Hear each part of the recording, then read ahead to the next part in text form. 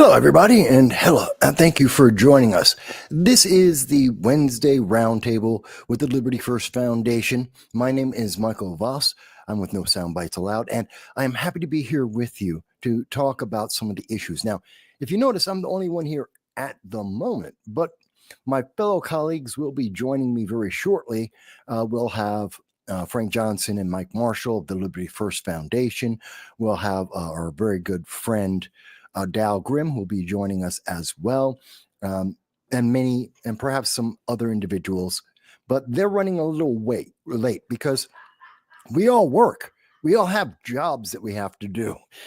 So they're running a little bit late from their jobs, and I'm the one who's starting you all off. Again, I thank each and every one of you. I look forward to all of your comments. Now, the Liberty First Foundation on Wednesday, we have a panel discussion talking about some of the issues in their constitutionality. Are these things legal? Are they efficient? Are they effective? How are they going to impact you today and in the future? And what kind of consequence will we see from the legislation, the laws, the regulations, the things that are affecting us all? We're going to talk about all of that. And let me move right into some of that. Now, when my colleagues show up, we're going to be talking about a lot more than just this. Oh, I should mention, of course, we look forward to seeing your chat. That's on Rumble, on YouTube, Facebook, multiple different platforms. We want to hear from you. So you can leave your chat. You can do a super chat. You can do a Rumble rant if you wish to get our attention ahead of time. But we always look forward to all your comments. So they're going to be coming on in just a moment. Let me start off with some of the news that I think, well, I'm not sure if we're going to be able to get to that with them here, but I wanted to mention one thing that I think you're not going to see it in the news right now. It's been buried by the mainstream news media, but I think it's important because this is news that came out on Monday. Here it is Wednesday, and no one's talking about this. No one realizes that this is important. That Elon Musk reveals that DOGE, the Department of Government Efficiency, they have a new target. They're looking at Congress. They're looking at members of Congress and how some of these members have gone from a net worth negative to being worth multi-millions of dollars. An example of that would be Alexandria Ocasio-Cortez. She's someone who was a bartender, had college debt, and suddenly, somehow, in the space of her time in Congress, is now worth about $17 million. She only gets paid $174,000 a year. She's been there less than 10 years. How do you turn $174,000 into $17 million? That's a really interesting question that we all have asked from time to time, but it kind of gets blown under, just set aside, especially by the mainstream news media. No one really investigates and says, well, how do you get that money? Oh, they're investing? No one has that kind of investing record. I know. I used to be a stockbroker, did that for about 10 years. I have watched successful people can't match the rate of return that we've seen from members of Congress just because they have an investment portfolio. Not unless you know where the market's going to go.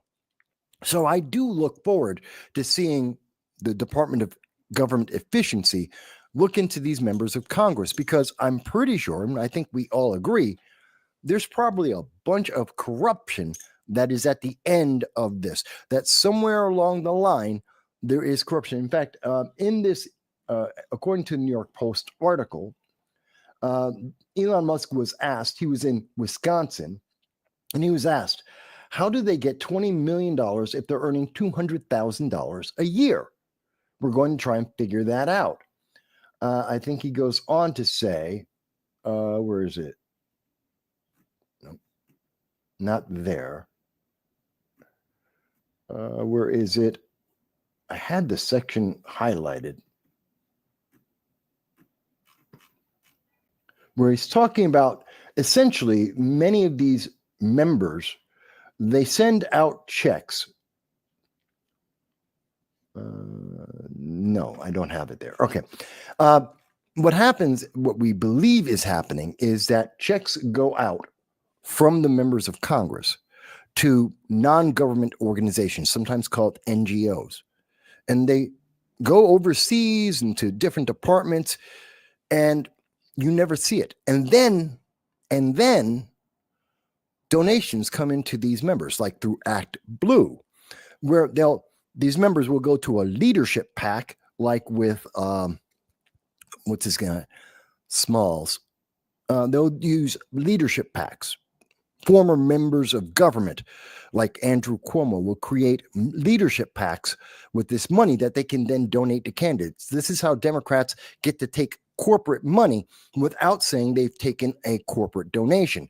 The corporation will donate to a PAC, a leadership PAC, and that leadership PAC will give the money to the Democrat candidate. So they basically money launder the funds. And so Democrats can say, well, no, I don't get any money from corporations. No, you get it from a leadership PAC that got it from the corporation. Great example is Josh Riley of the New York 22nd District. That's how he got his corporate donations. He was taking it from a former disgraced senator that he had worked for when he was in Washington, D.C. for over 20 years. And he was getting donations from that leadership PAC. And that leadership PAC was getting donations from corporations. But he could tell voters, I didn't take any corporate money, not directly. And so this is what we see that DOJ will be looking into. And I think it's rather important that they do look into this, that we do have that conversation. And I think it's important because if we can isolate the corruption, we can improve our government. And some people who are deep in that corruption, if it exists, should be removed. Because that's what our Constitution is supposed to be about. We're not supposed to have people who are going to be members of our government forever. That isn't supposed to be a career. But they've taken advantage of the fact that people aren't paying attention to create careers, to invite corruption, like we've seen with Andrew Cuomo, like we've seen with Alexandria Ocasio-Cortez, Chuck Schumer, Nancy Pelosi, and many, many others. We did get a comment here, and this is from Joanna on Facebook. She says, thank you, Elon. Keep digging. You're going to find rhinos everywhere. And I'm happy whether he finds, I don't care if it's a Republican, if it's a Democrat, I don't care who he's going after. If there is corruption, then we should be aware of that corruption. There should be clear transparency. The transparency you've been promised from Obama, from Bush, from Biden, from every president in the last 50 years have promised that they're going to be completely transparent to you. And now that we are actually getting transparency, that we are finding out where our taxpayer money is going, funny enough, Democrats are front of the line saying, no, you don't need to tell that to the public. We need to keep giving this money to terrorist organizations, to waste for fraudulent businesses. We just need to keep making those payments because it's not their money, it's your money. And they're getting donations from those groups, those NGOs, those fraudsters, and they're using it to maintain power, to maintain a quality of life you and I will never have. So I want him to go and look for that. But again, that's something that's not in the news right now. And I'm waiting for my co-host to show up and we'll talk about other things. But I wanted to address that because I think it's very important. I also think that it's kind of important, and I'll show you this as well until everyone else shows up. This is Sheldon Daniels. He's running for Congress. And the thing that I think is very important about that is, and this is my personal pet peeve, perhaps, he's going to be running against Jasmine Crockett. Now, Jasmine Crockett has been showing up along with AOC as one of the, and perhaps Gavin Newsom, as individuals that Democrats are using to try and gain attention. They're trying to move from 27%. Democrats have a disapproval or a lack of approval of, they have only 27% of Democrats actually approve of the Democratic Party. They have failed. And in failing the Democratic Party, they failed the American people because the Democrats follow the party line. And that's a problem. They should be focused on the American people, which is what we're getting from Donald Trump. And whether you like Donald Trump or not, I don't care. That's you. You can have whatever feeling you want about Donald Trump. That's your right. That's your life. You're an individual. You have the agency. Have whatever feeling you want about him. But here's the reality, separate of any feeling. Donald Trump made promises on the campaign trail. Donald Trump is living up to those promises. Whether you like them or not, he is doing what he said, and he is living up to what the voters wanted him to do, like defunding the Department of Education. Now, the argument can be made, and we've made it on this channel before with my associates, that defunding the Department of Education is a great idea because it has failed.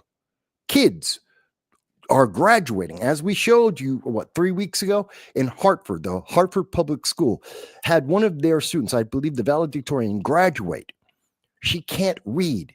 She can't write. She is in college now, looking at 6 years of college, which is absolutely overly expensive. And she has to spend the first 2 years learning to read and write because throughout the public school education she received, they didn't care.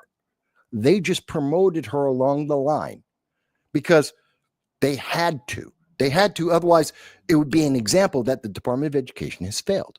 Rote memorization doesn't work. That doesn't make a literate, ready for the world a student. And that's incredibly important. And we've talked a lot about that. I know on my channel, I've talked to people about my high school, Vanderchild's High School, was 4,000 students. Today, in the place of that same building, nothing has been added. Same building, same number of classrooms, same number of students, same number of teachers, 4,000 students. But there's 4 high schools, one on each floor of what used to be a Vanderchild's High School, one single high school. Why did that happen? Because we have 4 times as many principals and vice principals and administration. They're spending more money so the teachers union can raise more money so they can donate to Democrats that will continue to make it possible to have more and more and more teachers. This is part of the Department of Education. It doesn't make the students any smarter, doesn't make them any more capable of being able to read and write. And again, this is like the NGO. This goes back to what we were talking about with Elon Musk. So the members of Congress, they allow and fund massively, the most funding in the world, funding our schools to do rote memorization. The administrations grow and grow and grow to do the paperwork to get more and more money from Congress. The teachers union grabs that money, whether the teachers want it or not, and they donate it all to like 95% to Democrats. The Democrats get rich. They get to be reelected. The teachers union gets rich. Your students, your kids can't read or write. So Jasmine Crockett is part of this crowd who are trying to eliminate transparency, whether you like that or not, doesn't matter. She's looking to end the transparency to go back to what we had under Biden, what we had under Obama. And that wasn't a better economy. Those weren't smarter students. We want to go back to dumbing them down. That's not a good thing. And she does it in the most ghetto, fabulous way possible. Well, the good news, Sheldon Daniels is running against her. And I think that will be a positive because I think it's a better representation of Black people in America because most people in America aren't ghetto fabulous. I live in the Bronx. My family's been in the same apartment for over 50, almost 60 years in the same place. And we've seen the neighborhoods change. And I can tell you that most minorities, most African Americans aren't ghetto fabulous. I know the news media will like you to think that, and Jasmine Crockett will like you to think that. That's not the case. Now, that doesn't mean I'm endorsing Sheldon Daniels. I haven't heard his policies yet. I don't know. But I am saying it's good that we get the challenge and not just assume that, well, Black people are monolithic. They must be Democrats, and we have to accept that. And if they're pandering to us, trying to be ghetto fabulous, instead of being a lawyer and a member of Congress, well, we have to accept that anyway. I don't agree, because that's how we get corruption. When politicians pander, we lose, each and every one of us, whether you like them or not, whether you like their policies or not. If they are pandering to you, you are losing. That is inserting corruption into our system. They're not doing their job. They are failing you. It just is a really nice show that they're putting on to distract you from how badly they are failing you and how many consequences are coming from their failure. Like in the education system, again, Department of Education has failed our kids. They can't read. They can't write, which means they can't have a career. They don't have a life. They're going to do worse than we have done because they can't do the basics. And the Democrats don't want the transparency to address that. That's a shame. Now, I do see there's a couple of things here. Grace mentions that there are grown adults who can't do basic math. That is true. And many of them, and more of them today, are kids who went through the system based on changing the math under the Department of Education. What is it? Common Core math? Was that failure? I mean, we've been doing math the same way for thousands of years. And the way that the Greeks were doing the math, that's what I learned how to do math, in the same way that the Greeks learned how to do math. And we were able to put people onto the moon. We have Common Core, and now kids can't figure out how to. If you give them $10, they can't give you change when you're buying something at the store. They can't do math. That's why we have computers that do the math for them. The electronic cashiers will give the change automatically to you. You've seen those cash registers that will spit out the change for them because they can't do the math. That is a current problem. Grace goes on to say that vocabulary isn't language. Reading and speaking a language, that includes one's own native tongue. That's true. But language makes up vocabulary. You pick and choose the words out of the language to be part of your vocabulary. When people are speaking in the most ghetto fabulous way, that isn't a language like we've often heard. What was it they used to say? That you had to teach blacks Ebonics. That's right. They said, well, black people need Ebonics because they can't speak English, which is one of the most insulting things I've ever heard. It is so disrespectful. It is so dehumanizing. And that is the ghetto fabulous nature of how we hear from Jasmine Crockett, who is a lawyer. She knows. She has a massive vocabulary. She has to. It's part and parcel of being a successful attorney. You have to have a deep knowledge of language to be able to do that job. So she can speak better. She chooses not to. Why? Because she wants to pander. And she's using that and her race as a means to deflect any critique. It's really sad. Let's see. Grace goes on to say, Bill Gates was a big force in Common Core. There are people with mechanical engineering degrees who can't figure Common Core out. I've always thought Common Core was absolutely horrendous. Absolutely horrendous.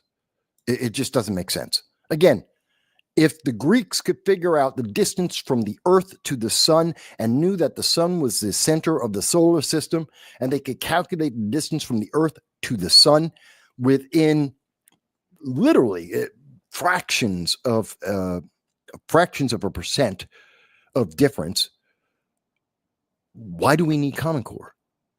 We don't need to change the math. The math, it works. We know this. We created computers and the internet with that math, not Common Core, with the original math. Why do we have to change it? Oh, math is racist. Remember that in California? Remember that in 2018, 2019, math 2020? Math is racist, which is the most stupid thing I've ever heard. Numbers are numbers. Numbers are not race. But these are the things that we have to look at and address as our government is trying to transition back to a smaller, more effective, more efficient government. And that means we can't allow these false narratives to distract us anymore. Because that's why our government has bloated so much, because we have more distractions, we have more paperwork being pushed around, and people aren't able to pay attention to the primary details. And that's a problem. Okay, so I wanted to talk about those two things just to bring them up. And matter of fact, I'm going to bring up one other thing. And when my co-hosts show up, we'll go into some others. But while I have the time with you, let me also mention something that you may not have noticed. Today, this is somewhat breaking news. Today, Donald Trump, one of the promises he made to us, the American people, whether you voted for him or not, he promised you that he would do mass deportations, that he would take illegal aliens, people who have no authorization or right to be in the United States, that he would collect them and he would deport them because they are a strain on our economy, which is a fact. We've heard that from Eric Adams in New York. We've heard that from Johnson and Lori Lightfoot out of Chicago. We've heard this from Mayor Wu out of Boston. We've heard this in most of our major cities. Illegal aliens are breaking our infrastructure. We cannot afford them in the numbers that have come in under the open border policy of the Biden-Harris administration, which was a violation of law, federal law. To have sanctuary cities and sanctuary states is a violation of law. That's a fact. Whether you like that or not is a different question, but it is factually a violation of law. So Trump promised he was going to enforce the existing law. He's not making new law. He's not picking on people. He's following the law. Democrats hate this. I don't understand why. But he also said that he would not primarily focus, but start off with the most violent criminals who are predators on the American people. And he's been living up to his promise. Today, 40 individuals were arrested in Texas. They are believed to be members of a Venezuelan gang and when they seized them, they also seized drugs, which are causing Americans to overdose in larger numbers than we have seen before. Over 100,000 people overdose every single year since 2020.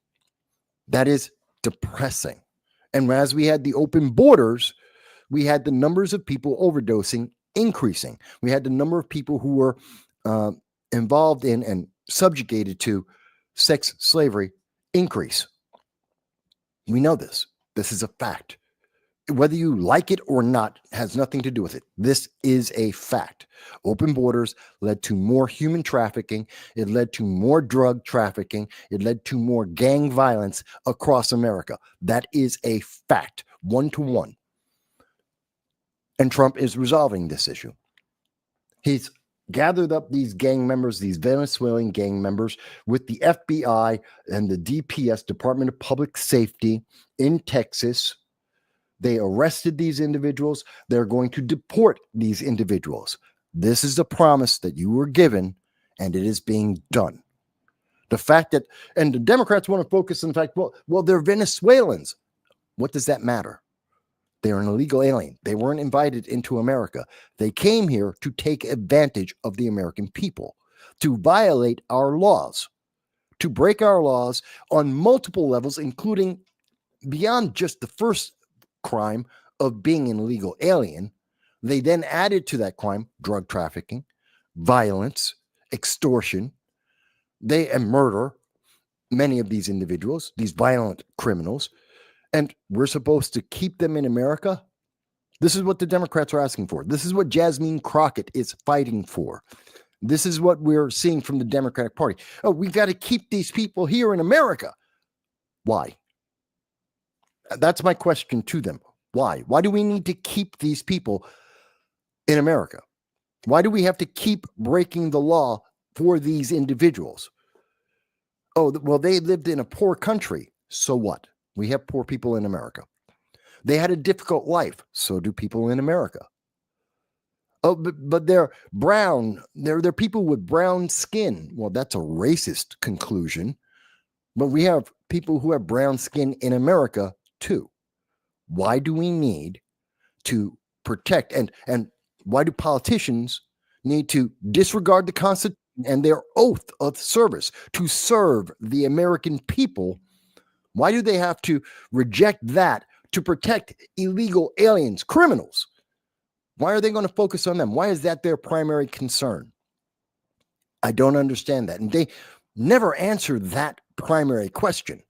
You, in being elected, you swore an oath to uphold the Constitution of the United States. And the Constitution says that every elected member of Congress is there to serve the public. That is their job, not for the public to serve these politicians, not for the public to follow blindly, to follow a political party. That's not what the Constitution says. It says these elected officials of whatever party they may be in, are supposed to serve you. Why are they not doing that? I wish MSNBC, CNN, ABC, I wish they would actually address this and ask these leadership, Nancy Pelosi, Chuck Schumer, Kirsten Gillibrand, AOC, ask these people, why do they violate their oath of office in this manner? Why are they prioritizing these people? Oh, hey, I am sorry. One of my co-hosts, Dal, joined us. I'm sorry, Dal, I didn't see you there. How long have you been there? Only a couple of minutes. I apologize to the audience tonight. I was running a little late. I had to gather some things before I was able to get home. So, yeah, I only heard a little bit of that, but I guess you're talking about the Congress and representatives not doing, jack shit.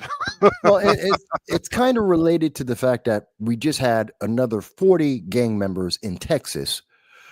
They were arrested by the FBI. They're going to be deported. These are members of the Venezuelan gang. We believe it's the Tren de Aragua. Aragua. I forget. I'm not good with that name. Aragua. Tren de Aragua or whatever it is. Whatever. Whatever. Nicaragua, Aragua. Wawa. Criminals. It doesn't matter. They're criminals. Criminal gang. Venezuelan gang members. Easiest way to say it.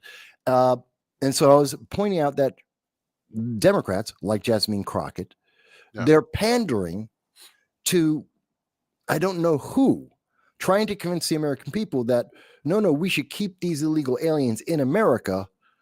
And I don't understand. They never say why. That doesn't make any sense. I mean, they can't say, well, it's because they're poor. We have poor people in America.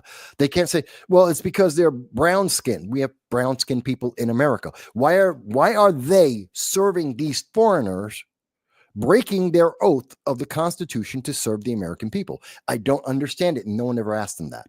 No, so I'm happy that Trump is deporting these people because that's the promise he made to us. That is what the law says, and he's doing what the voters wanted.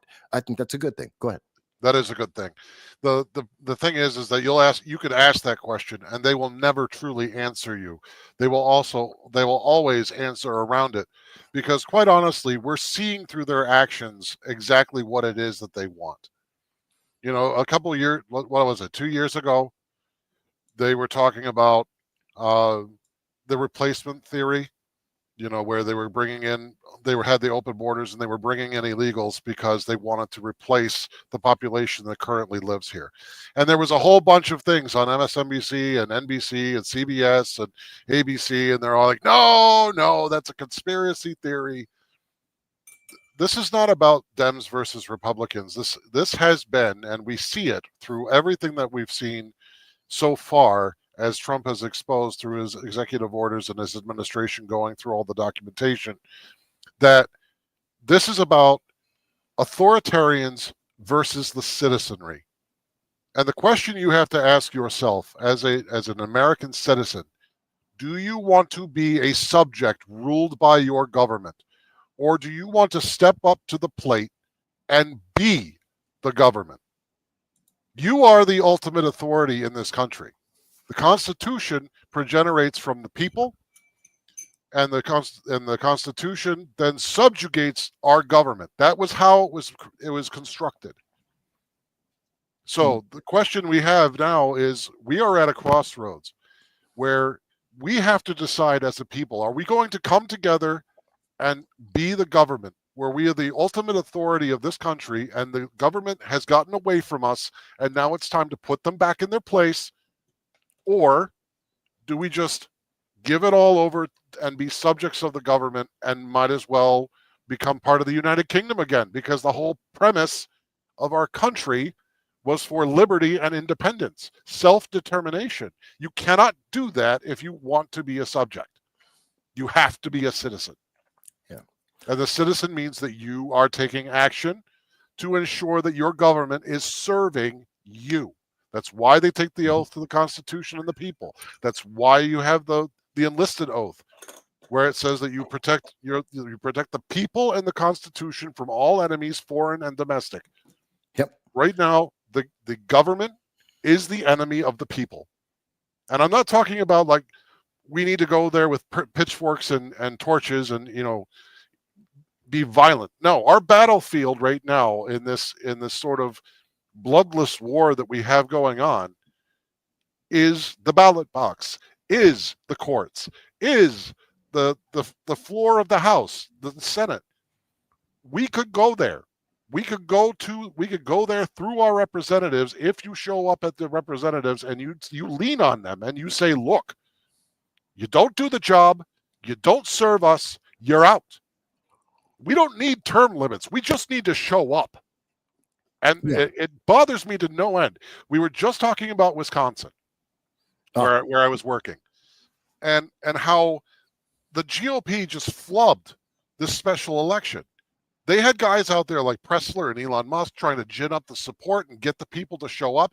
And they did, for a special election, have quite a turnout. But it was not enough because not enough people showed up. And then one of the reasons that not enough people showed up was because the GOP can't get their heads out their freaking asses to actually get some messaging out there to convince people that they want freedom and liberty. Language. Remember, we're public. Well, we're public, yes, but you know what? They can say it on TV now. There are no safe harbor hours on radio. This is it. Yeah, but YouTube hates us for it, and they suppress us because of it. And it's not because I care.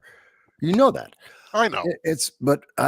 And folks, this is a reason why you should like, share, and subscribe, because we're trying to have a regular human conversation, and we're not doing anything that you'll find far, far worse things being said and shown to you and your kids on public TV, on cable, on comic movies, or worse, you name it, video games, far worse.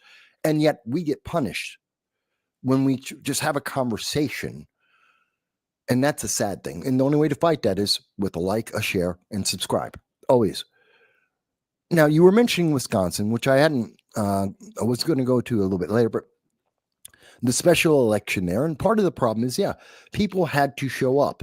I mean, the gimmick and the thing that Democrats wanted to focus on, and I think part of the reason why Republicans lost in Wisconsin is twofold.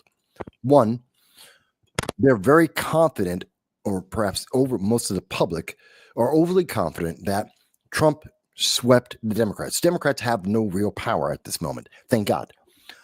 They can slow down the improvement. They can slow down the defunding, the shrinking of the government, the enforcement of laws that exist on the books already, but they can't change anything. They can't stop anything. And in Wisconsin, a lot of people say, okay, well, then I don't have to come out and vote in these smaller elections, local elections, the midterms. People are saying, well, I don't have to show up because Trump's got it all handled. It's all taken care of. And they don't realize anytime we stop voting, things will always get worse every single time. I don't care what you believe in. I don't care what you support. If you're not voting, it guarantees the worst outcome will always happen. And I think that's part of what happened in Wisconsin. I think the other thing is that the news media, which is very much aligned with the Democratic Party, as we have seen in poll after poll after poll, survey after survey, we know that 80% and sometimes 90%, depending on the business, of these newsrooms, these television stations, they're all Democrats and progressives in there. 80%, 80 to 90%. So they have a bias, and they're pushing that bias. And when Elon Musk went to Wisconsin. He was saying that he would support people for being involved and voting and being in the process of the American system. They used that as a rallying call for Democrats, and not enough Republicans showed up. And that's why we lost that. But we did win the 2 special election races, which isn't being talked about, in Florida. Right. We've won. So it's not like, oh, this is all changed and Democrats are going to sweep on through. They want you to believe that because they're not talking about, well, Florida, Republicans won. And they didn't have an Elon Musk showing up there with a paycheck. They weren't blasting that. The news media wasn't talking about it at all. Why? Because the news media knew that they would lose. Yeah. So they used this to get Wisconsin, which isn't a Republican stronghold by any means. They went to the weakest link and they pushed their political agenda to get Democrats to outnumber Republicans in showing up, and use the messaging that, well, Trump's got everything in hand, you don't have to bother, and it worked against us. Does that make sense to you? Yeah, that makes sense. The thing of it is, though, is that it's just indicative of what happens when people choose to be subjected to this. I mean, here is another Supreme Court judge in Wisconsin that's going to be shopped by the Democrats for injunctions against Trump's authority. It's just another one. And they can do this with every state. Yeah, we took Florida, great. But every time we don't show up, we are voting for subjugation, because that's what's going to happen. What you see happening now with the judges, doing district judges doing injunctions against executive orders, that could be stymied by codifying it into law, which we'll get to Mike Johnson in a second, because I got a lot of words for Mike Johnson. Okay. But the thing is that every time we ditch on a special election, we are voting for subjugation. And I, for one, refuse to be a subject. I am a citizen of the United States. I am involved. I try to get other people involved, because more voices ultimately mean that we are the government and they have to listen. Otherwise, we, as the multiple voices, can also ignore them. And we can do that by being active locally and in the state. The federal has only a peripheral effect on our lives. We could shut the feds out in our state or in our locality. 10th Amendment. 10th Amendment, Yeah, power 10th of the Amendment. state. And the 9th Amendment, of course, as well. Because whatever is not relegated to the states is ultimately is in the hands of the people. So you can do that, but you can't ignore the sheriff in your county. You can't ignore the state when it shows up on your doorstep, because it's there in your community. If you don't have a handle on the government in your own community, what makes you think that you're going to have any semblance of authority to ignore the federal government when they come knocking? Because in essence, what will happen is that the federal government will join with the state government, because they rely on the states to handle localities. And then you'll have the federal, the state, and the county all in line and knocking on your door. And when that happens, unless your neighbors are willing to stand by you, which most will not, you are on your own. And that's what the Democrats and authoritarians bank on, is that you feel alone and powerless against the full might of a government that they have control of. Okay. Not you. So let's touch on that for a second, because they do like to try and make, if you're a Republican, if you're a conservative, they like to say you're alone, you're this fringe, you're this outsider, you just don't understand. They always say that. You just don't understand. I'm about to be 57 on Sunday. And they love to say, you don't understand. I've had 57 years on this planet. I speak multiple languages. I've lived in multiple countries. Yeah, I do understand. Yeah, I just don't agree. There's a big difference between the two. It's, I don't agree is not that I don't understand. I just came to a different conclusion, which is just as valid as anyone else's. Perhaps more valid given my experience in my life. That's all. You can argue that, but that's something that isn't just a given. And look at what they're doing. They come out and they're screaming about the students, many of whom, and specifically the ones that broke the law at these colleges. They Yeah. broke the law. This is the key. They broke regulations at the college, which would be the equivalent for anyone else to get expelled. They took over buildings. They threatened other students. They disrupted the campus. This is what people are paying for. Individuals are paying tens of thousands, if not hundreds of thousands of dollars to get an education. They, because of their feelings, their political feelings, they said, well, we're going to hijack the building. We're going to hijack teachers. We're going to threaten students. We're going to physically act against people. We're going to break local and state and federal laws, camping in the middle of a campus, assaulting women, sanitation being absolutely massive sanitation hazards as they camp out on the grass on the university places. And they're trying to say, no, you have to support that. And they try and bring a groundswell against that. Most Americans don't agree. Most Americans say you broke the law. You are here as a privilege. You have no right to be in America. No visa holder has a right to be in America. And so when you broke our law, you lost the privilege to be in America. Get out, go back to your country. And you notice they never go back to their country. They go to Canada. They go to Europe. They don't go home. Right. They go somewhere else where their politics are in line with that other nation, but they don't go back to their home country, which makes me think that they're here on false premises. You know, they come here saying, I want to learn so I can go back to my country and help improve that country, to raise up the education, the knowledge, the capabilities of their home countries, which I'm all for. But they never go back. They go to Canada. They go to England. They go to the United Kingdom. They go to Europe, and they never go back home. Well, then you lied to us. You didn't have an intention to go back. You just wanted to get rich off the American system and live off of America for as long as possible. Many of them, 10% of all the student visas, overstay, and they become illegal aliens too, becoming a burden on it. So, and they tell us that that's okay, but being a conservative, you're all on your own. You're isolated. No, those guys are isolated. They're the not normal situation, and that's a problem. We should expand that too. We should expand that to not only conservatives and Republicans, but also independents and moderate center lefts, because they believe that you're idiots. Anybody that acts independently, they're like, well, if you're independent, then that means you're on your own, right? No, it means that we're part of this country as an American citizen.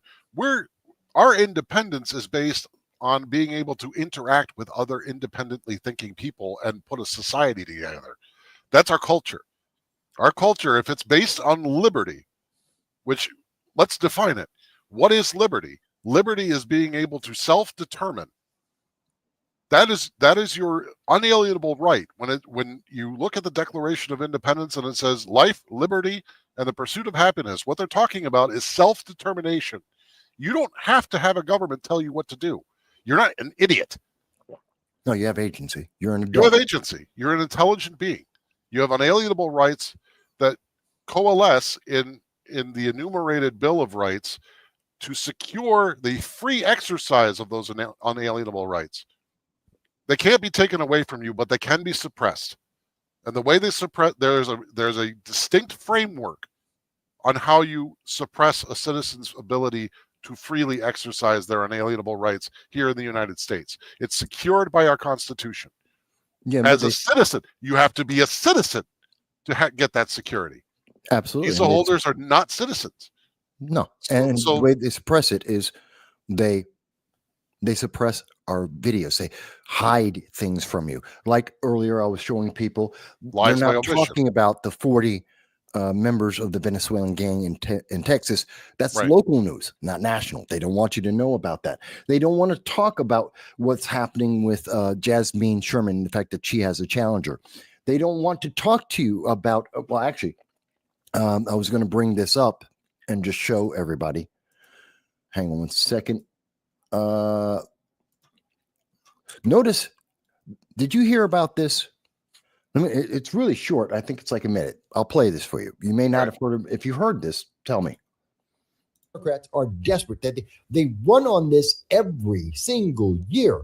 They demonize Republicans and have demonized Republicans for years for saying, oh, why aren't you letting us build the broadband? You guys don't want people to be able to access the internet. The Republicans are so evil. No, we said, get rid of the regulations. Shrink the size of government. Shrink the amount of regulations. This is stupid. You shouldn't have to have an application process that costs 10, 20, 50 million dollars to make an application to find out if you can get the money to build the broadband. Yeah. You don't need to figure out whether you need to build child care so that people can get broadband. The Democrats are desperate. So they run on. That's the entire piece. Now, this is reflecting on, you may have heard about it over the weekend. Yeah. This is with, actually it was on Friday, Jon Stewart, who is obviously not a Republican, not a conservative. No. Was being told by Ezra Klein, who was a former reporter for the New York Times. He's a known leftist. Again, so this is all on the left. They're talking about Democrat regulations under the Biden administration, where they spent $45 million, $45 billion has been taken out of your pocket, my pocket, the audience's pocket, to build broadband so people in all 50 states and 6 territories would be able, if you live in the middle of Bumble in America, you'll still be able to access the internet, to be able to get a job, to be able to order food, entertainment, whatever, educate your kids, whatever you want to do, you'll be able to do that. And it should be as simple as essentially lay down a cable and connect it to the houses. That's it. Dig a ditch, lay down a cable, connect the houses. It's a little more, obviously it takes a little more than that, but that's essentially what they need to do. And Jon Stewart emphasized or learned, Ezra Klein emphasized, and Jon Stewart learned, there are so many Democrat regulations stepping in the way of freedom, of clear enterprise to stop people from being able to get that broadband, that you have to spend 4 years and tens of millions of dollars to figure out how to fill out the application so that you can then actually get the money to start building something. The worst case example of that is now Gavin Newsom, who's trying to reimagine himself as some kind of neutral. I'm a moderate. I don't know what these crazy ideas. California is the leading progressive capital in the United States. Gavin Newsom is the leader he's the governor of California. He's the one pushing these policies. $128 billion. So that's how much it would cost to do high-speed rail. 1/3 of that had high-speed rail in Miami created by Florida. They did it in 4 years. It has been 18 years that California has been talking about high-speed rail under Gavin Newsom. They haven't broken ground. They have been spending money. This is the exact same example as what Jon Stewart learned and was amazed at. They have been spending 18 years figuring out how to fill out the application so that they can start doing the work. Meanwhile, the price, which started off at $8 billion, has now turned into $128 billion. It's ridiculous. It's absolutely ridiculous. In New York City, same thing. We have a train called the Q train. It's part of the subway. They built a section of the train, added like 2 stops. It cost about $1 billion. Yeah. They're now going to add 3 more stops. They're telling us it's going to cost $8 billion now. I'm rounding up, 7.7. So it's going to cost $8 billion. And they're spending $250 million on consultants. Here's the thing. They already spent $656 million on consultants to build the first 2 stops. Why do you need more consultants? You already know you're digging in the dirt. People in Europe do it for 1/10 the price in their biggest cities. You've just dug in the dirt to add 2 stops already. You're adding 3 more stops. Why do you need to spend another $250 million on consultants? And by the way, in each of these cases, all the things we're talking about, the examples I've just laid out, Yeah. they didn't go to the American people and ask them, do you want to spend money on this? Do you want No. to spend $250 million to have another consultant confirm that digging in the dirt is something that we did before and we can do it again? Do you want to spend that? Do you want to spend another $128 billion to put down the first rail of a railroad that's probably going to cost even more? Probably cost $250 billion by the time if it ever gets built. Costs $250 billion. Do you want to spend your money that way? They never asked us that. No. And in fact, if you look at history in terms of like the railroad, even, who paid for the first rail to be laid? It wasn't the government. The government later in many states and territories would facilitate land for the rail, but who actually laid the rail? It wasn't the U.S. government. It was private corporations and and the barons, these economic barons that were like, we're going to invest in this on a private scale, and we're going to build rail across the country because we know if we can transport all of our goods from one coast to the other coast, we're going to make money. It was done by private industry. And the same could be said about broadband. We don't have to have the government take our money and spend it for us. If you wanted broadband in your area, you would pay for it. If the government would stop robbing you. This is why taxation needs to be restricted to whatever the constitutional jurisdiction is for each of the levels of government. Federal government should only be collecting taxes for 3 things: military, the administration and upkeep of the buildings for the Capitol building, Washington D.C., the government offices there, and the White House. And then the last thing is it should be for the courts. Those are the 3 things, the operation of the courts. Those are the 3 things constitutionally that the federal government's supposed to be taxing for. The state government has their own taxes. Same thing, because we federalized the entire system because that was the best way to keep power locally with the people if it operates appropriately. So the state should only be collecting taxes for the operation of the Capitol, the government buildings, and its courts. That's it. That's it. Everything else, all of the rest of your money should be staying in your community and contributing to the maintenance of your own infrastructure, should be maintaining your own services and encouraging private businesses to start up in local economies so that you have competition to keep prices down and you have the ability to grow your own community and expand. This is completely backwards. Our entire system right now is completely backwards. It's largely because we figured that the system that we had built, that our forefathers had finally built up to a level of prosperity, we could just hands off and let it run. And that was exactly the wrong thing to do. Oh, you take your hands off the wheel and you crash. That happens in everything, whether it's a vehicle or life in general. You take your hands off the wheel, you crash every single time.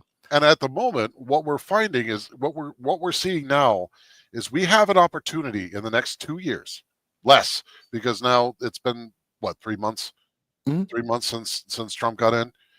Less, but yeah, less. We have 2 years till the midterms. We have an opportunity right now to try and get our ducks in the row on a local and state level, so that if something funny happens, then we have at least a way to insulate ourselves and we have a bloodless battle going on. But I'll tell you this, if we don't fight now in the bloodless war, you're going to wind up abdicating your responsibilities to the government and you're going to live under authoritarianism that you will not be able to get out from underneath unless you pay in blood. And that's not what we want. We do not want that. The world is unstable enough. It's a crazy enough place. We don't want to have to go that route. We need to do what we can right now.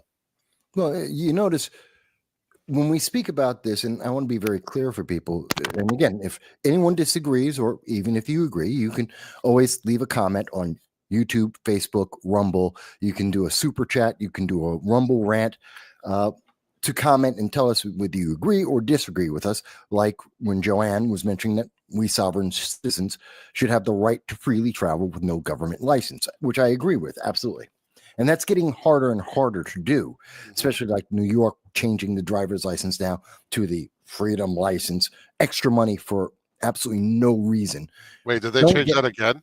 Yeah. They changed it so you have to have the freedom license. It's now required. And every time you change your license at this point, your driver's license, your non-driver's license, you have to get this freedom license, which is supposed to be a replacement for a passport. It doesn't. Other countries, they say, well, you can get into Canada and Europe. You can get, not all of Europe, but that doesn't get you into an embassy if you're overseas and you need to protect yourself. You can't. You might as well just get an embassy with a driver's license. It's not going to happen. Get a passport. Might as well just get a passport at this point. Just get a passport, but just get a passport for everything. Yeah. Don't worry about driver's licenses or anything like that. Carry your passport. Yeah, but where I'm going with that though is, and I kind of lost myself there for a second, is what we're seeing, the authoritarianism that we're being told is coming in, transparency. They're redefining the words, because you hear look at the violence that we see. Tesla stations are being burned down. Someone on Sunday was just arrested because a protester, a leftist, decided they saw someone who was in a Trump truck that had American flags and had the Trump flag. And so he didn't like that. So he ran into him. We've seen them. How many people have we seen that are getting arrested for writing slurs on vehicles, on buildings, torching vehicles, destroying businesses because they don't like it? And every single one of these individuals, they're on the left. The same thing with the autonomous zones that still exist in America. They reject all local, state, and federal laws. And they're all leftists. You don't see this from the right. And that's what's destroying America. And it's happening right now, because I'll push back against something that you said, because I disagree with one aspect, and I'll explain what I mean in just 1 second. It's not that it's going to come. It's happening right now. In Colorado, the lawmakers, the legislature, the left-leaning legislature of Colorado, decided that they need more gun control. Shout out to Forest Mommy. Shout out to Forest Mommy for fighting that bullshit. Oh, absolutely. She's absolutely against this. And I'm so happy that she is. By the way, she's another content creator on Rumble. I do tell people, check her out. She's also trying to enhance freedom and liberty. And this is something she was fighting against. This is more gun control. And what are they going to do? This gun control, it has nothing to do with criminals. As you can see here, this is about semi-automatic rifles and pistols and shotguns. That's affecting law-abiding citizens. That's people who have legal licenses. That's not criminal. Criminals don't get a license. They don't register their weapons. They don't care about whether you pass another gun control. This only affects law-abiding citizens who are factually, this is not a made-up number, 99.994% of the 160 million gun owners in America are law-abiding citizens. That is a fact. That is the numbers. When you do the math, 99.994 Americans are law-abiding citizens in terms of their firearms and their usage. We're passing laws that will stop law-abiding citizens from having a semi-automatic rifle or handgun or just a shotgun in general, because the Colorado Democrats don't like the guns. They don't like those firearms. It has nothing to do with people's safety. It has nothing to do with making people feel better. And we know that it doesn't make people any better off, because the fact is, every gun control law you have ever seen in the last 50 years, 5 decades, has not stopped gun crime. You've been promised it's going to stop it every single time. We talk about this all the time on this program with the Liberty First Foundation. We talk about it all the time, every Wednesday. And we see over and over again, yeah, we're going to pass this law and the criminals will follow the law. They don't. We're going to pass this law and there will be no more school shootings. There are. We're going to pass this law and there's going to be no more gun suicides. There are.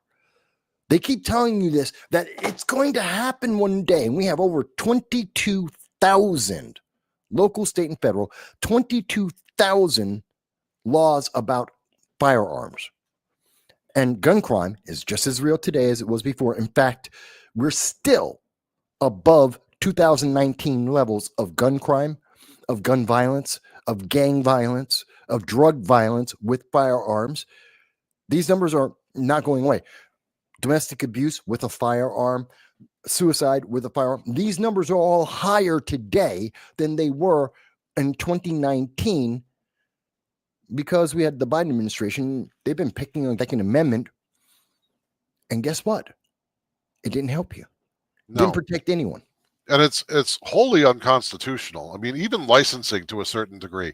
The Supreme Court, I can't remember what the case is. I could look it up real quick. But the Supreme Court said that any right that winds up being licensed becomes a privilege. And that's wrong. That is against the Constitution.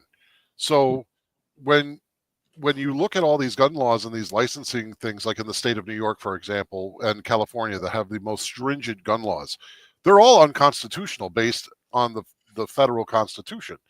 They just make it legal in that state because they lean on the idea that you can have a federal law that's equal to or better, and that somehow gives it supremacy in that state. But the thing of it is that in this particular case, your freedom to exercise your Second Amendment right is an ultimately secured right that is national. It's not statewide. The state can't just take your right and your free exercise of it and shove it to the side and say, this is how we do things in our state. No, it's not our state. It is a 2-tier system, and it is biased against us. I don't know if everyone's talking about Cory Booker, Senator Cory Booker of New Jersey, whose claim to fame, he has 2 claims to fame. Well, now he has 3. The first one is he was against now Supreme Court Justice Kavanaugh getting confirmed. I remember that. Because he believed that a woman alleging a 40-year-old story was the truth. And every single investigation by Democrats, independents, and Republicans found no evidence. Every single witness in that high school said that her story was completely made up, not true. Tried to destroy a man's career, tried to destroy his life and his family by saying he's some kind of evil person. He's now a Supreme Court justice. This was Cory Booker trying to destroy someone's life with no proof. Right. That was his number 1 claim to fame. His number 2 claim to fame is he ran for president on the basis that he tried to destroy a Supreme Court justice with no proof. He got 6% at his peak. 6% of Democrats, forget the rest of the public who don't like him, don't care about him, don't know anything about him. He got 6% of Democrats to support him. He dropped out of the 2020 race, failed.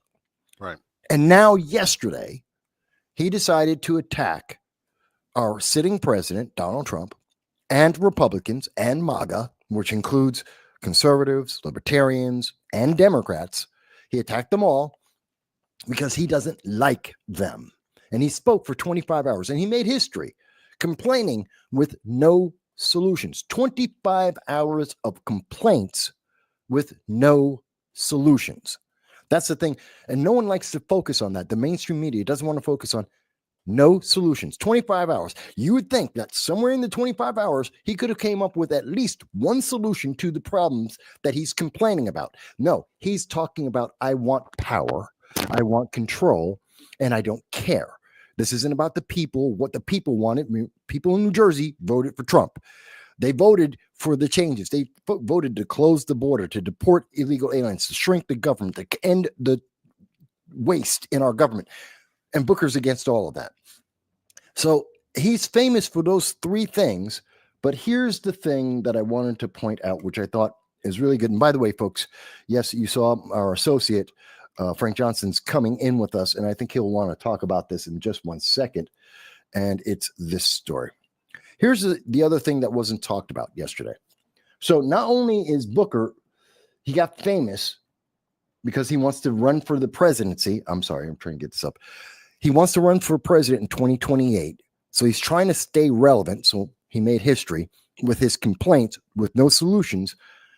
But that same day that he started talking on Monday, when he started talking, his staffer, a man that he called his best friend, Kevin Batts, was arrested in the Capitol because he had a unlicensed firearm. Now, Kevin Batts is a former New Jersey police officer. He's retired. He is a member of Cory Booker's staff. He's been a long-term member of the staff. Cory Booker, the only reason why this guy got into the Capitol grounds to the United States Senate, something that Democrats are so angry against. Remember, they were against Marjorie Taylor Greene carrying a handgun into Congress, even though she's fully licensed, a member of Congress. And they were like, oh my God, you can't carry a gun in here. That's illegal. How dare you? They were going to try and kick her out of Congress for this. Cory Booker went in, took Kevin Batts, told the security, he's with me. I am a senator. He doesn't need to be searched. And walked him past the security station with a firearm that he wouldn't let members, forget about staff, he wouldn't let members of Congress carry their firearm in. He was screaming about that, but he did it for his staffer, two-tier justice. And Kevin Batts, only because Kevin Batts decided to, he was confronted by the Capitol Police. They noticed his firearm. He admitted that he had it. He got arrested for it. And the story is dead. It is buried. It is put away because Cory Booker made history because he could complain for 25 hours in a row without a single solution. By the way, he doesn't believe in gun control. The laws that he's standing up for, the laws that they're trying to push in Colorado, yeah, he doesn't believe in that because his friends can carry an illegal, unlicensed firearm in the Senate, and you can't have any kind of firearm in your home to protect you, your family, and your property. That is the kind of hypocrite he is, and this is what the media is burying. I'm obviously very upset about that. How do you guys feel? By the way, did you hear that story? Did you know that happened? Yep. Yeah, I heard about it. What about you, Frank? If you're looking for a certain level of shock, Volume up a little bit higher. For Christ's sake. Sounds good to me. I know Joanna, part of our audience is surprised. I know some of the people in the audience have not heard about this. They got buried. It's a fact that this happened to a staffer, that he is violating his own position on firearms, the Second Amendment, violating that because it's his friend. But go ahead, Frank. I'm sorry. Well, like I was saying, if you're going to look to me for any sort of shock or dismay or over Cory Booker being a hypocrite, you're treating the wrong dog, bro. Listen, we all know that the politicians live by a different set of rules. Their circumstances don't apply to us. And why the hell not? Now, listen, I don't have a problem with Cory Booker's friend carrying a firearm on Capitol Hill. No. Yeah, he's a retired police officer out of the state of New Jersey, and according to the law that was signed in 2002, he has, as so long as he qualifies on a yearly basis, the legal right to carry in all 50 states and the District of Columbia Should. as a retired law enforcement officer. Now, because Capitol Hill has its own set of rules that are put in place by Capitol Hill itself and the Capitol Hill Police, apparently they don't think that that stipulation in the law applies to them, that they are sovereign in their ability to determine who carries a firearm and who doesn't. Now, I don't have a problem at all with Cory Booker's buddy carrying a gun. I encourage it. I'm happy he's there to lend a certain level of protection and security to the members of Cory Booker's staff and to Cory Booker, along with anybody else that may fall victim to some lunatic, that this is a man who's trained to respond to an emergency situation with the use of a deadly weapon. I am thrilled that he was there. I am annoyed that he was arrested. I don't think the Capitol Hill Police should have their own separate laws, and Capitol Hill should not abide by the rules and regulations set forth in the law. What pisses me off is that Cory Booker would like to see every member of his constituency, and by extension, every American, not afforded the same right that he is afforded. It's the hypocrisy that bothers me. It's the hypocrisy that bothers me that Cory Booker, who is a senator from the state where Phil Murphy is governor, and Phil Murphy has done everything he can to circumvent the Supreme Court's ruling that the people in their state have the individual right to carry a firearm. Cory Booker has done everything he can to fight that. He has supported every piece of legislation aimed at disarming the American people.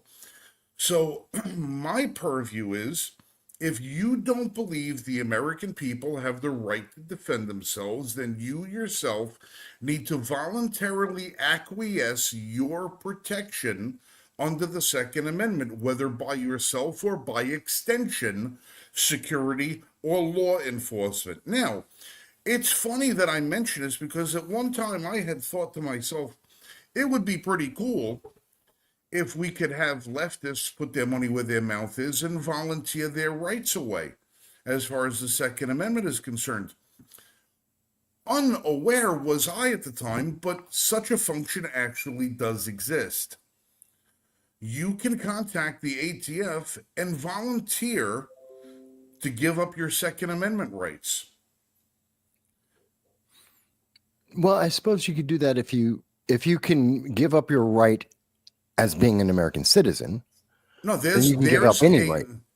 There is a form you can fill out through the ATF that permanently bars you from possessing a firearm legally. Anyway, from purchasing and possessing a legal firearm, it puts you on their deny list. So that if you should ever have a mental breakdown and decide you want to go buy a gun and whack your family, yourself, and your neighborhood, the ATF prevents you from doing it so long as you voluntarily go in and perform this ritual on your own. Well, one question here. So what if, and this is based on multiple true stories. What if you are, as an example, a woman on a college campus? You've been indoctrinated throughout your entire life in the feminist, intersectional, pacifist ideology that we see in many of our colleges. And you've grown up with that. You then have a sexual assault against you, that woman. And going forward from that moment of that assault on that college campus, she then says, I want to defend myself. And maybe she's a 5 foot tall woman. Maybe she's the average of 5'3". Maybe she weighs about the average American woman, about 130 pounds. So most men are taller, are heavier, are stronger inherently by genetics. That's a fact. Whether people like it or not doesn't matter. And she says, I need to equalize. It's not that I can't fight. They're just bigger and stronger. That's just nature itself. And so she wants to get a firearm now because she's realized that her pacifist ideology is wonderful if you can have it, but she can't. And she needs protection. She needs a way to back herself up and to equalize against that weight height difference. Can she rescind that document? Once you file for that form with the ATF, no, you can't. Forever. So It's you never get to change your mind. It's the same thing like renouncing your citizenship. Okay, but the ATF allows for a plan for you to give up your rights. So my challenge to Cory Booker and all the Democrats on Capitol Hill is go give up your right. If you are so intensive that you believe that Americans shouldn't have guns and that, there's too many guns in America, I believe you should all go voluntarily acquiesce and give up your rights to the Second Amendment and all protections covered therein, including your private security members, including response from police. So that this way, all of those defund the police movements that come out that said, instead of sending armed police officers to a crime in progress, we're going to send counselors. We're going to have, because this was true, Yeah. unarmed counselors will be the first respondents because they want to bring the tone down. They want to bring the temperature down. So they're going to send counselors out to kidnappings, muggings, rapes, murders, armed robberies, all of these things. They're going to send counselors out. So for Cory Booker one, it's shameful that he hasn't come out and addressed this, but it's to be expected. He's fully intending that the media is going to, continue about their business and not report the story.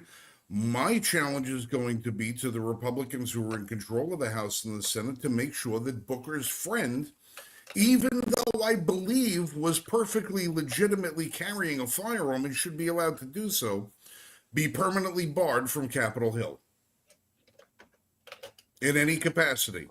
Not just armed, permanently banned, because when they turn around and they're passing laws in states where, in Maine, for instance, there's a lawsuit that there's a law that the governor signed that says anybody that was pardoned by Donald J. Trump for their participation in the January 6th, quote unquote, I'm using air quotes for anyone who's listening, insurrection, will be permanently barred from being employed by that state. So, a non-conviction, you can be punished, have your civil rights to apply and take a job freely of your own volition, is being taken away in states like Maine. And there's going to be other states that follow suit until the Supreme Court weighs in on that.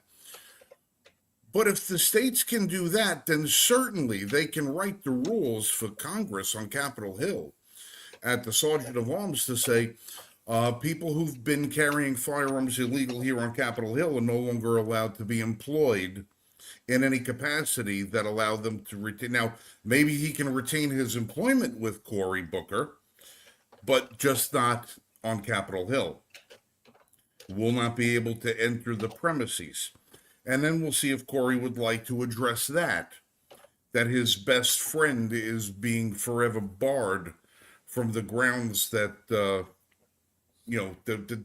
he's sullied by carrying a firearm onto in contradiction to their own rules. Yeah. Let's see Cory Booker not be a friggin' hypocrite for once in his life. I truly don't believe that's going to be the case. Same thing with Colorado, the legislature there. All of these anti-Second Amendment states there, and all this, everyone who's suggested legislation that says the American people, can't have something they don't like. They will never take this option. I'm saying what I would like. I'm not saying what I would. There's not a prediction in any way, shape, or form. Them. My prediction is that they just friggin' ignore any rules that are set aside for us piss-ons, and they do whatever the hell they like to do anyway. while continue to try and hold their head up as somehow morally and ethically superior. Would I like to for them to address their hypocrisy? Of course, I'm sure we all would. It would be a refreshing breath of fresh air. Is it going to happen? Absolutely not. They're hypocrites from the word go. They don't care about you or me or the rule of law. They don't care about anything except the power. Yeah. And how to hold on to it. They don't even care about their positions. Right. Because their positions change with the wind depending upon what pop culture tells them and what the polling tells them to do.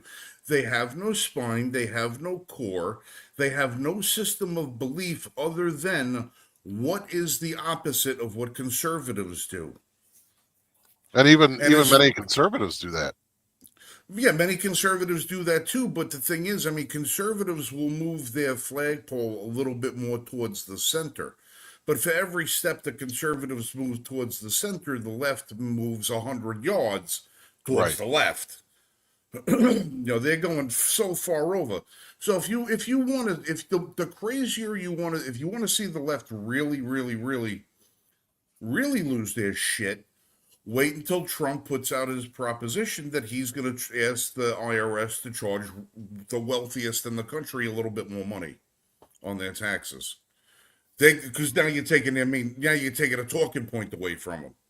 Well, we brought up earlier in the show that Doge, while Elon Musk is with Doge, which is a contractual legal requirement, we didn't mention it before. There was a rumor, or the media was trying to push this idea that Elon Musk was leaving the Trump administration because he's getting kicked out or he did something wrong. I mean, the simple debunk: by law, as a special government employee, Elon Musk can only serve for 130 days. So this isn't something about the Trump administration or his job. That being said, Elon Musk, the guy brought stranded astronauts home from space in 18 days. Yeah. In 18 days. I think him working for the government for 130 is like a 30-year contract to anybody else who's even reasonably articulate. Right. Absolutely. But earlier he said that Doge, while he's still at Doge, they're going to investigate many of these members of Congress for their great wealth and some of the duplicity that they have been putting out. And I look forward to that transparency, which you're mentioning right now. I would love to see this transparency in our elected officials, and also love to see them take up your idea that, hey, you don't believe in having a firearm. Fantastic. You go sign away that right. You don't want a semi-automatic rifle. You go sign away that right. That is your choice. It has nothing to do with me because I have no problem with semi-automatics. I do not believe that semi-automatic firearms work like they do in Rambo. I've been in the military. I've seen them. I've fired them. I know it's not the truth. Semi-automatics aren't the problem. The gangs are. Foreign gangs like Venezuelan gangs, MS-13, they're the problem. That's where my issue is. It's not the firearm. It's always with them. But I wanted to bring up, so before you do that, I'm going to pull a Mike Marshall. You can sign away your free exercise of right, but you can't sign away your right. Otherwise, the right is not unalienable. That's what Marshall would say. Well, inalienable is it would be somebody else taking that right from you or charging you a premium in which to exercise it. You giving up that right, you have the ability to do that. The same way that you have the ability to renounce your citizenship, then you give up all of your rights and that come along with it. I mean, people should have. I'm all fine. I'm fine with someone who wants to give up their citizenship, and there are people who do that every year. There are pittance of but not enough. Not enough of all of these idiots you see on TikTok, Instagram, and everything. I'm leaving America. I'm going to Poland. I'm going to Germany. I'm going here. I'm going there. Don't go to Poland. You'll ruin it. When you got on the plane with your passport, did you come with the paper that said you renounced your American citizenship, so that after you're there for 6 months and you find out it's not what you wanted, that we don't find you at an American embassy looking for us to pay your way back, unless you've given up your rights to American rights? I don't care. Don't tell me that you're leaving the country when you have a round trip friggin' ticket. Don't tell me you know. Whatever happened? There's a movie. No, go ahead. There was a movie called Gattaca Yeah, I years remember ago. that. Good movie. All right, and it was a movie. Two brothers. One brother was physically gifted. The other one had physical ailments. And all the one with the physical ailments wanted to do was go onto this space program that they had, but you had to be perfect to go on this space program. And they had a situation where all of society was separated between the perfect and the imperfect. And the imperfect brother figured out a way how to take the identity of a perfect guy who wound up being a cripple, okay, and wound up assuming his life, and in the process made believe he was one of the perfect people. Changed his body, changed his look, changed everything about him. But the thing that struck me about it was that he got away with it until the very last minute, but then he still got away with it. But the thing that got me in that movie is when the two brothers swam out into the ocean. And for time and time and time again, the healthy brother beat the ill brother, until one day the ill brother beat the healthy brother. And the healthy brother said, I don't understand how you could have defeated me. And he says, I never saved anything for the swim back. He put everything he had into moving forward. So as he gave himself no escape clause, he put everything into moving forward and went for it. Live or die, he was going to win that race. All of these people that are signing that, that are going over to the airport and saying, I'm moving to Canada, I'm moving to Germany, I'm going to Greece, I'm going here. Renounce your citizenship. Renounce it, not only on paper. Make a video statement forever renouncing your citizenship. Give me your name, your birthday, tell us what it is to see your face, and renounce your citizenship, and then you get on the plane and you go. Until you do that, don't be Rosie O'Donnell. Oh, I'm moving to Ireland. The Irish don't want you, Rosie. They just They want don't money. want you and your cold sores and whatever the hell else is going on. They don't want you and your daughter with a criminal record. They don't want you over there. You got an O in front of your last name. Renounce your citizenship. Yeah. Renounce your citizenship. Sell off your American property. Sell off your American stock. Any holdings that you have with American goods, American companies. Get rid of everything America. Yeah, but they won't do that.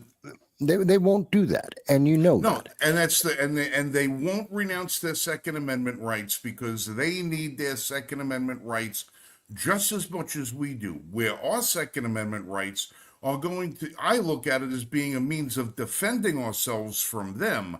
They look at the Second Amendment as something they can deprive so they can take control of us. Yeah. That's the difference with the Second Amendment. You know, Yeah. when I was Right. overseas, I don't know if this ever changed, but when I was overseas and I had the offer of getting a passport and becoming a South African national, I was told that I could not hold American citizenship by the embassy, that I couldn't hold American citizenship at the same time that I held citizenship in another country. That's So not if true. I were to accept, well, this is what I was told. Okay.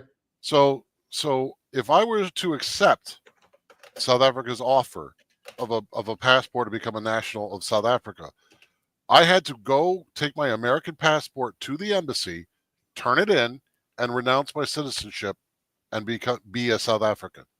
I couldn't hold dual passports. It stuck with me because in South Africa there were guys that had British passports. That was allowed. So it wasn't South Africa that was telling me this. It was the embassy that was telling me this. For America, British passports, and there were Greek passports, Indian passports, and these were dual citizens living in South Africa. And I Right, thought, you know these are- what? I didn't want to give up my American citizenship, so I never really looked into it. Well, No, you can the have. only way you can, but you have to. It's the same thing about being reciprocity with a firearm. You have to have an agreement between the nation heads themselves that allow you to become a dual citizen there, like Israel. You can be a dual citizen of Israel. Ireland, England. Of Ireland. You can be dual citizenship so long as there is an agreement between those nations that those nations respect your American rights while you're there, and we respect their rights while they're here. So you won't get that with the except, Russia. right? Russia, North Korea, China. But don't get but that doesn't extend to the Second Amendment. No. Sure. But to bring it back with Cory Booker, which I think is a big deal because people are talking about it because they're like, history was made. Yes, but nothing was done. Nothing effective, nothing efficient. And the duplicity was never highlighted, which I think is very upsetting to me. And I think that's important that the history, well, this is part of that history. It was part of that historic moment, is the underlying foundation of disrespect and dishonesty. And that's not being addressed here. And it has, look at all the conversation we've had from that one moment, and they don't want to address this. They don't want the American people to know it because they're afraid of how we're going to react. And I think it's kind of interesting because it goes along with something else. I don't know if you guys heard about this, and let me show you because I thought it was kind of interesting. Kind of goes into a lot of what we've been talking about. Monday, I was at an event, covering an event with the New York City mayor's race. The disgraced Governor Andrew Cuomo is leading the Democrat pack for a primary run and is seen to be the front runner. Yeah. For Republicans, the front runner is the man on the screen right now. That's Curtis Sliwa. He's part of a group called the Guardian Angels that have been around for 40 years, helping to protect the rights of individuals, citizens, just doing what citizens are legally allowed to do. And he's been doing it himself. He's been shot in defense of people in this nation. He's helped the homeless. He's helped people with mental disabilities. This is all documented. This is a fact. It's not an opinion. And he was at an event on Monday. I was recording it, and that's a record of it. During that event, which, by the way, not one New York news media organizations besides myself was present. I want to emphasize that. We were in Midtown Manhattan, where the offices of almost every major U.S. and many international news agencies are. There are thousands of New York Times, ABC, CBS, NBC, Newsmax, you name the news station. They've got an office in New York City with hundreds, if not thousands of employees. This was on East 23rd Street on Monday in Manhattan. They sent no one. This is the leading Republican candidate for the mayor of New York City. You would think at least one of their written or news media publications would have covered this event. They did not. Why? Because they don't talk about him.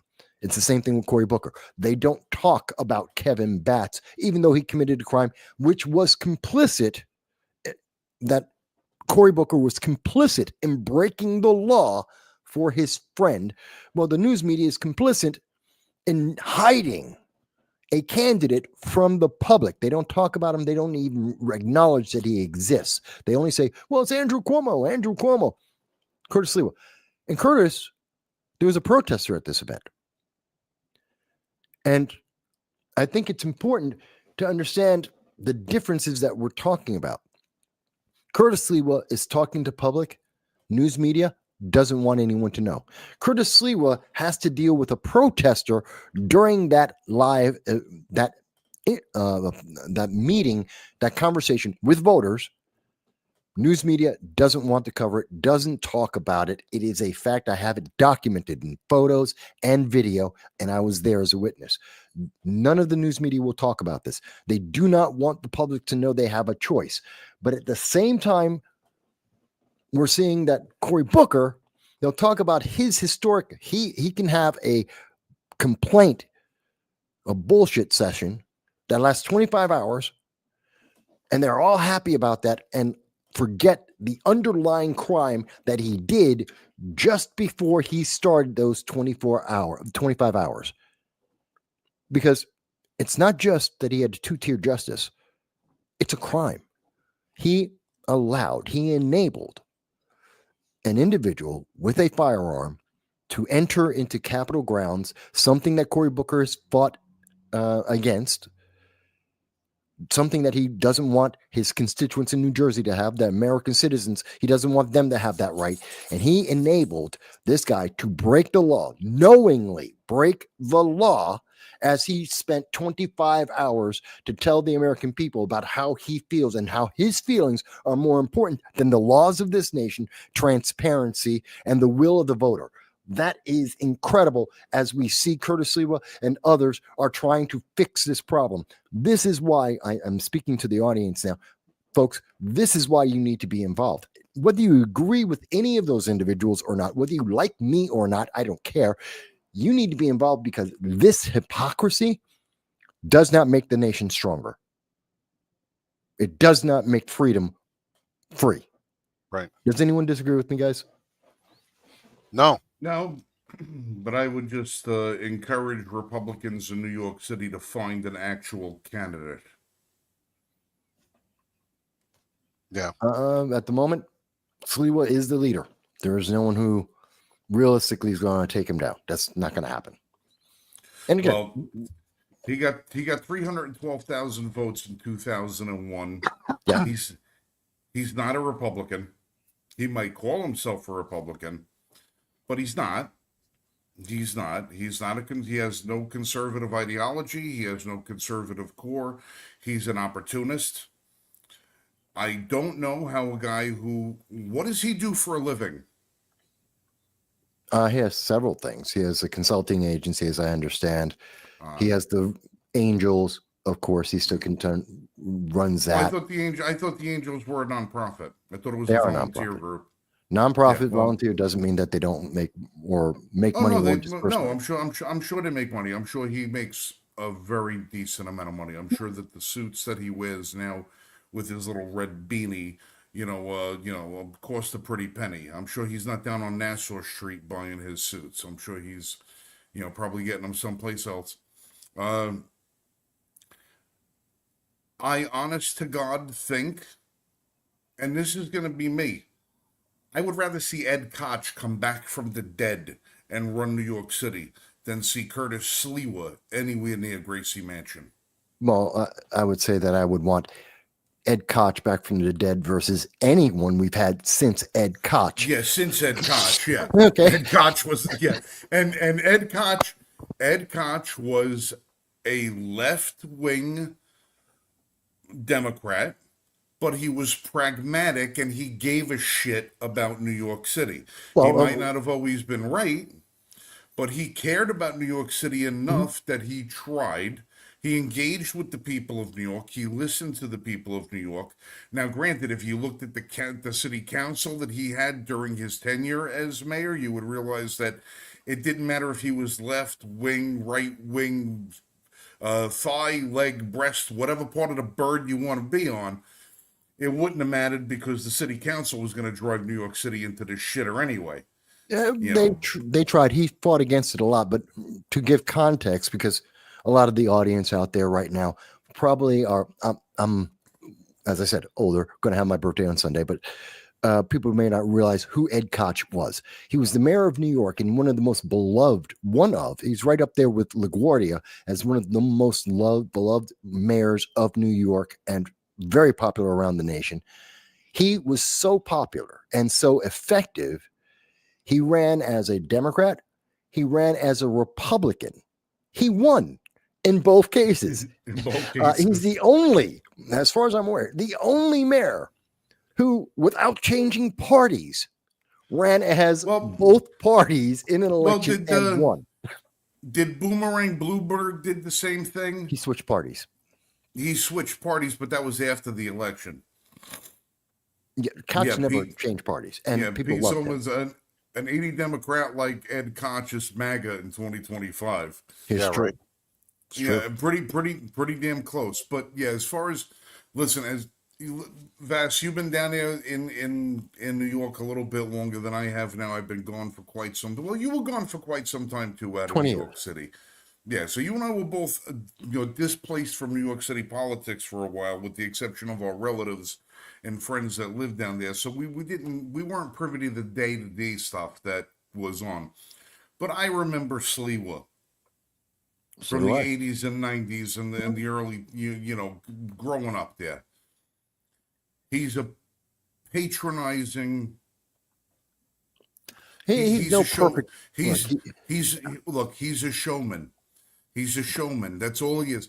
He saw a movie one day called The Warriors on WPIX.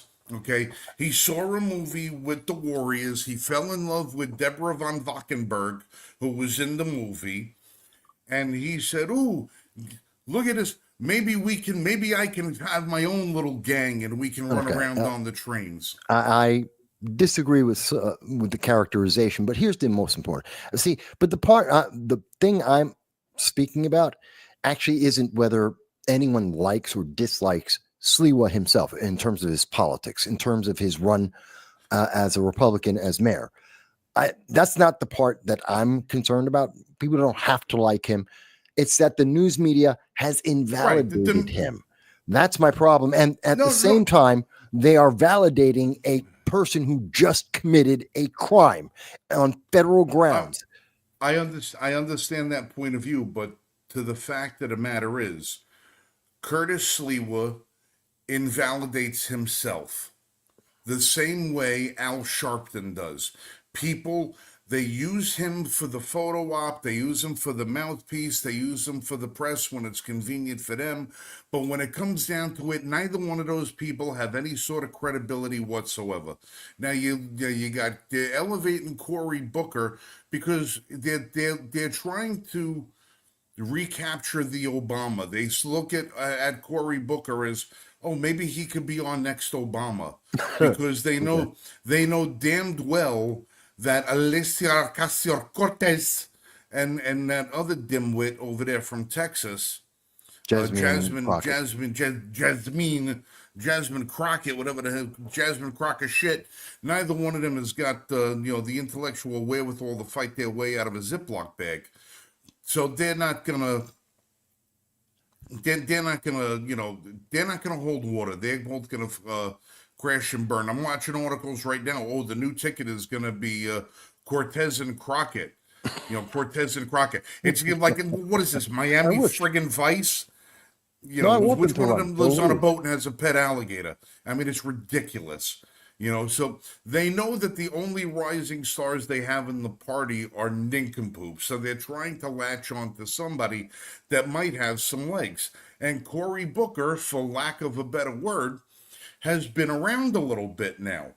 He didn't just show up on the national scene. He's got a little bit of name recognition. They're going to try and play him up. This thing right here, the reason why the media is not talking about it is because it put a hitch in their step. They had the cameras already set up from C-SPAN in the house to watch Cory do something, and they said, "Oh wait, his bodyguard just got arrested for having a gun. Oh shit! What are we gonna do now?" They already invested. Yeah, but that's already invested. It was too late for them to shut the camera off because they had nothing else to go to. They had didn't to need stick to shut with the them. camera. They have plenty of cameras. It's Washington D.C. I'm saying they knew he was going to talk for a certain period of time, as the media always knows. They know what the block is. They know what the lead story is going to be. They know what everything has to be. So the media channels for the left already had Cory Booker slated in the same way they always do whenever somebody has, one of those canned speeches that every single Democrat repeats, after, and they make a montage of it later on because it's all pre-planned. This whole thing was pre-planned. They didn't expect Corey's bodyguard to show up with a gun. But so now it's too late. You can't avoid the plan. Now you got to follow through with it. But So that's they my figured the po- best. You see, that's my Right. So problem. they just put they put the gun thing away. They said we got to stick with the Booker thing. Right now, nobody gives a shit about the mayoral race in New York City. Not at the moment. You know it'll why heat they up don't again. give a shit? You know why they don't give a shit? Andrew friggin' Cuomo. Because he's got $25 million in a war chest because he was because he killed 17,000 friggin' people. Yeah, and 11 counts of sexual assault. Right. I know. They don't want to pay the New York mayoral race an ounce more of coverage than they absolutely have to, because they have to give enough time for everybody to forget that Andrew Cuomo put COVID patients in nursing homes and killed thousands of innocent people. They have to wait for the civil suits to go away. They're not, because every time that they've already been tossed out. All right, but here's the thing: every time you get Trump before he was elected, how did every news station introduce Trump? Disgraced former president Donald Trump, because they have to lead with disgraced. And then after he was disgraced, convicted felon and former president Donald Trump. This is before he. Now they can't say that. Now they have to just say President Trump. Now they have to say President Trump. They're not going to give the media any opportunity to say, accused murderer.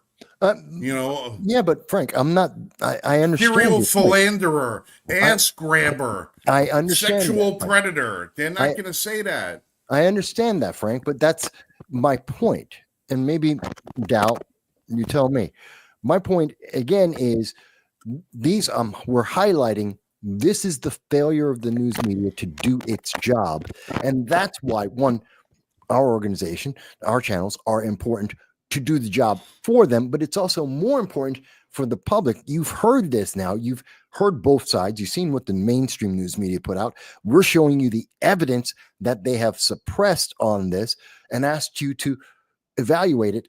I think my point is, whether you like it or not, we have to have this conversation. Doesn't that make sense, Dal? Yes. I mean, yeah, we have to have the conversation because the conversation isn't being held in the normal forums. It's lies by omission. But the thing is without our audience, we don't get the message out at all. We can sit here and we can talk in circles all day long, but it really comes down to the people, and we need to reach the people. And the audience is a large part of that. The liking, the sharing, the subscribing, the getting the message to their friends. Clip it. YouTube's got a clip function. You find something that you want to share with your friends. You want to see, Frank or myself get red in the face because Voss is always calm and collected. So whatever. I mean, but not always. But yeah. Well, even when you get passionate, you very rarely turn red and start having veins bulging out on your forehead. Yes, black people can get red, and I do. It's more of a purple. Yeah. In your case, a mauve. It's a mauve. Yeah. Yeah. But my point is you're both correct. The largest problem we've got right now is that the lack of candidates is because we don't have servants that are seeking office. We have power-hungry authoritarians that are gradually gravitating towards these centers of power, and then think that once they're in office, they're not going to serve anybody but except their own interests and those of the nobility that have been christened around them. That's not how this works. That's not how America was founded. And that's why I was saying at the beginning of the show, we are in a period of time where we, as the citizens of the United States, have to make the determination. Do you want to be a subject or do you want to be a citizen? Because if you're going to give up all the responsibility that comes with being a citizen, you are voting by inaction to be subjugated. And I refuse to be subjugated. I will show up. Even if I'm the only guy at the polls that votes against everybody else, I will vote for liberty. And I will encourage everybody else to do so, because it makes life unlivable if you have somebody telling you every instant of your life, you need to do this. You need to do this because we say it's for the public good. You need to do this because we say it's for public safety. You need to do this because ultimately all those phrases, public health, public safety, public good, don't necessarily are that. They're just translated phrases for power. You have the power if you're willing to use it. But if you're not willing to use it, then you are going to be subjugated. And that's not what America is. And this country will cease to exist as we know it and as it was founded, and we will be just like every other authoritarian governed country in the world. Let's make no bones about it. America is unique in the sense that the power of governance was laid at the feet of the people if they could keep it. And right now, we're not doing a very good job of keeping it. We're basically giving it away to all the narcissistic, authoritarian. Yeah, I have words. But anyway. Well, we've done a pretty good job in our past, not only us, but our previous generation did a pretty damn good job at giving things up ever since 1917. You know, they've given things up. They've given, you know, with the promise of a chicken in every pot and all the rest of this stuff, and oh, we can educate your children, and we can do this and all the rest. We have been doing ourselves a tremendous disservice by continuing the traditions, bad traditions that our ancestors, you know, started after they forgot what liberty felt like. You know, there were plenty of times when Americans could have stood up and said no, but they didn't. Now we're just used to it. Too many people are used to it. And the problem is, like Vass, you said the media is not doing their job. Well, this is part of the problem of people getting used to it. The media is used to it. They are doing their job. They're doing the job they think they're supposed to do. Lend cover to the ideology that takes power away from the people and puts it in the hand of the politic and the select few. The media believes they're doing the job because this generation of media, that's what they were taught is their job. They weren't taught about the W's, the who, what, where, when, why, and how. They weren't taught that that's what journalism is supposed to be. They weren't taught about not being a part of the story. They weren't taught about refraining from your political and personal ideology and letting that cloud the story. They weren't taught that the story is the story. You report the facts in an unbiased manner, and you let your reader or your viewer or your listener determine for themselves what the best course of action is according to their belief system. They weren't taught. You have that chick on the Morning Joe who said Breitbart News is telling people what to think. That's not their job. That's our job. Yeah. Mm-hmm. Okay. The media is doing their job because this is what they think they're supposed to be doing. They haven't been taught otherwise because the people who taught them, they are clouded in their judgment as to what journalism is. Nobody understands what journalism is anymore because the last real journalists, not including you, are dead. Are dead. Walter friggin' Cronkite is dead. You didn't have any idea what side of the aisle Walter Cronkite fell on. The only emotion you ever saw with Cronkite, the only emotion you ever saw with Cronkite was when we landed on the moon and when they killed Kennedy. Yeah. And when they killed Martin Luther King. When somebody of notoriety was killed, regardless of who it was, you saw emotion because you can't fake not having the emotion. but you didn't know what the ideology was. You didn't care what it was. You trusted the voice. And what did it say? What did Lyndon Johnson say? Well, who is it? When you lose Walter Cronkite, you lose the war. When Cronkite started reporting all the bad things that were happening in Vietnam, that's when public opinion on Vietnam started to turn. Because Cronkite finally, at that point in 1969, started showing his ideology, started putting his point of view out there. And that's when you got shows like 60 Minutes, and that's when everybody would start to opine about things. They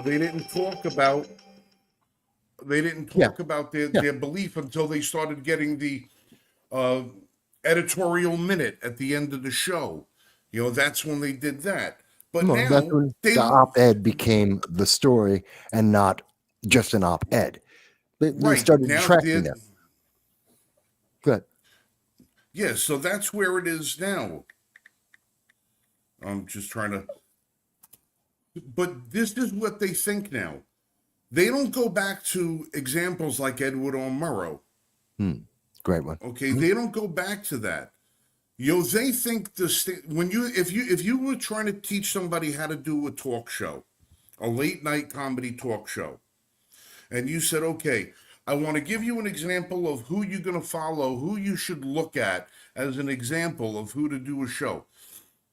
Johnny friggin' Carson. Actually, they would probably pick David Letterman. No, I wouldn't go with Letterman because no, Letterman not you and me. Political. I'm saying no. In the current culture, they would probably the current culture would take that piece of shit Jimmy what's his face Kimmel. He's a bad imitation of Letterman.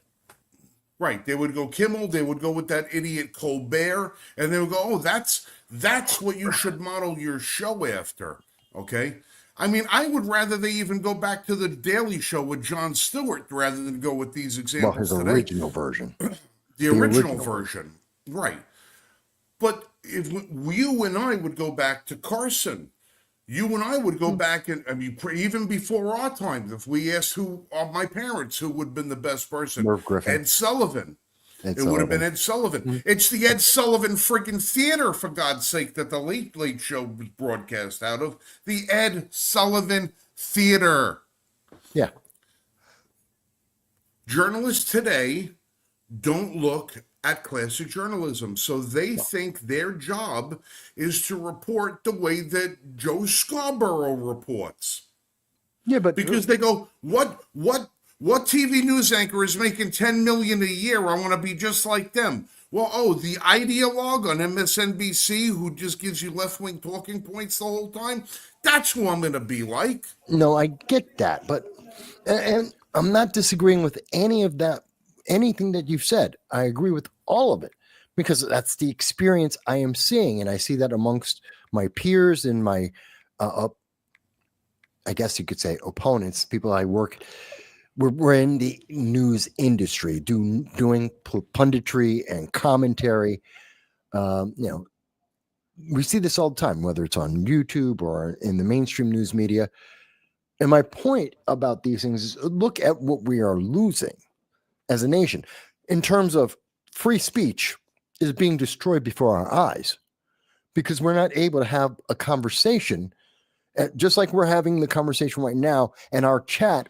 And some points they agree with some of the things you, me, and everyone else has been saying. Sometimes they absolutely disagree. We, each of us, have agreed and disagreed on various issues, not just on this episode, but others, trying to point out what we see as the most important aspect of any story about how this is affecting our Constitution, our freedom, our ability to be Americans. What is it to be an American? That's what makes America great, is having that conversation and having that dispute and finding the common points when we can and identifying if we can't find those common points. And that helps us and make America better, helps us to make our legal system, our judicial system, our legislative system, every aspect of our lives, trade and commerce, you name it, gets better. And no one is served when they are pushing tripe like Cory Booker has made history for wasting everyone's time 25 hours without a single solution while avoiding the underlying crime that he committed. Meanwhile, we have other individuals who are, at least, even if you want to say that Curtis Sliwa is providing lip service, even if you want to say that, which I don't agree with, but even if you say that, he's got zero presence, and he should have at least some level of coverage. We're not talking about an unknown individual. We're not talking about someone without any money. We're not talking about a race that no one's paying attention to. Just because Andrew Cuomo, and even Andrew Cuomo, again, whitewashing this situation, ignoring the reality there. No one's talking, the media isn't talking about the 11 sexual assaults that AG Letitia James, a Democrat, said he did based on her investigation. They don't want to talk about that. They don't want to talk about the 16,000 that he, through his legislation, were killed, and the copycats. There were another 4,000 in Wisconsin that died because of the copycat of Gretchen Whitmer. There was another 8,000 that died in California because of the copycat Gavin Newsom. They don't want to talk about any of that. And that is destroying America, because that isn't freedom of speech. Well, no, freedom of speech works two ways. You are free to speak, and others are free to listen. They are exercising their freedom of speech by omission, but they're providing a disservice to the American people by neglecting to tell the truth. Mm-hmm. They're doing what they think is right and what they think is just. So for them to say we would rather not talk about it is, to them, perfectly acceptable. See, I don't think that's right or just. I think it's in promotion of their ideology. Well, that's an agenda. That's what I'm saying. That's them, not right. It's agenda. No, it's, to them, they think they're doing the right thing. That's their agenda. I just said they are of that ilk. For them to protect, preserve, and promote their ideology, they have two things they have to do. Either lie about it or keep their mouth shut about it.